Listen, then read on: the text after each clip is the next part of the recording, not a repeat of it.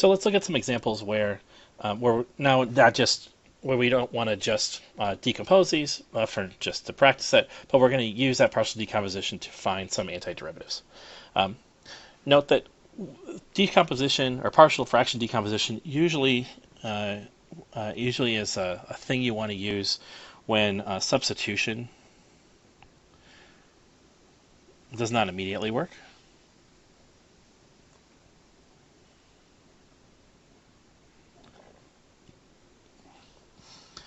But in this case, maybe breaking our y fraction into two individual linear terms will be fruitful. Note that this expression is the same expression from the previous example. So rather than spend time on the details, you can look up what the partial fraction decomposition is, or just wait for me to write down from the previous example. And note that this decomposes to be 4 over x plus 3 plus 3 over x minus 2. This fraction is not clear how to find the integral. Each of these we can. In fact, we know that each of these two parts, since we can integrate independently over separately over this addition sign, this is the formula like 1 over u, so I think this is going to be like 4 times the natural log of x plus 3 plus 3 times the natural log of x minus 2 plus some constant of integration. Okay. So let's try this with maybe one we didn't already know what the partial fraction decomposition is. So again, I'd like to try to integrate this. I look at it, and substitution doesn't quite cut it. If I tried to do like u equals the denominator, then the derivative of this is 4x minus 1. There's not not really any number that you can multiply 4x minus 1 to turn it into x plus 5. So like substitution's not clear, isn't evident that it's going to work. But I think we can, if we can break these into individual fractions like we did above, then we can integrate those individually. So let's use partial fractions to split this thing up. And I think 2x squared minus x minus 1 factors to 2x plus 1 and x minus 1. Meaning we want to write x plus 5 over 2x plus 1 x minus 1 as something over 2x plus 1 plus something else over x minus 1. Or that x plus 5 is equal to a times x minus 1 plus b times 2x plus 1. Choose some convenient values when x equals 1. That eliminate the a's. So that would give me 1 plus 5 is 6 is equal to 2 times 1 plus 1 is 3b. So I think b is 2. When x equals, how about negative 1/2? That will eliminate the b's.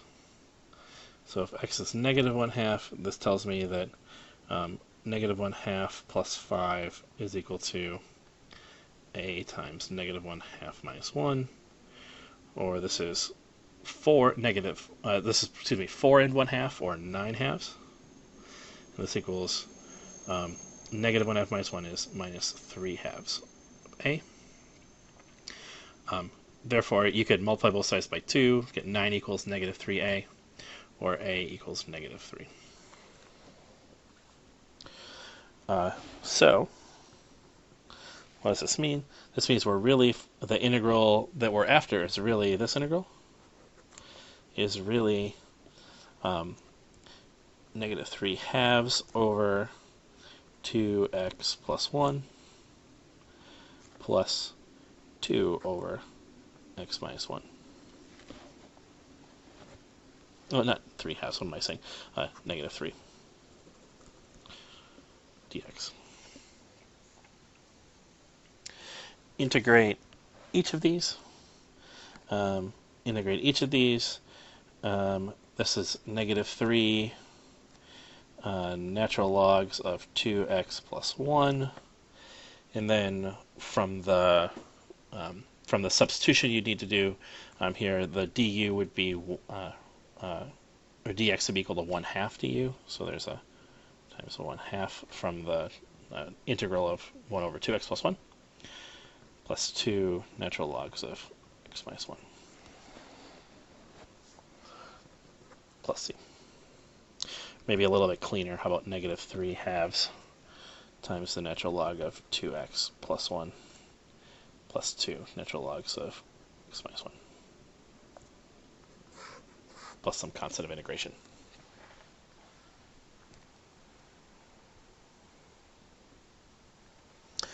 Let's wrap up here with an example of a definite integral. About this guy. Again, substitution's not really going to work, so we need to break this thing up. How about 1 over x plus 7 x minus 1? That should be equal to a over x plus 7 plus b over x minus 1. Or better yet, 1 should be a times x minus 1 plus b times x plus 7. So what are some cases here? I think we can eliminate the a's when x is 1. Then we'll have 1 is equal to 0 plus b times 1 plus 7, which tells me that b is equal to 1/8. I think when x is -7, that eliminate the b's. 1 equals a times -7 minus 1. A is equal to -1/8. So let's put that together with our original expression here. So what we're really finding the antiderivative of, or excuse me, the definite integral of, is -1/8 over x plus 7 plus +1/8 over x minus 1. Maybe it'll look a little cleaner if I factor out a 1/8 from all of this. From 2 to 4 of -1 over x plus 7 plus 1 over x minus 1. So integrating this is 1/8 times the following, times -1 natural logs of x plus 7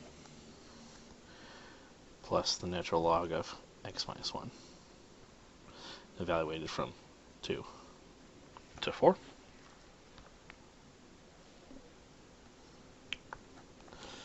So we can do this. This is equals 1/8. I'll plug in 4. So this is equal to 1/8 times negative natural log of 4 plus 7 is 11. Plus natural log of 4 plus -1 is 3.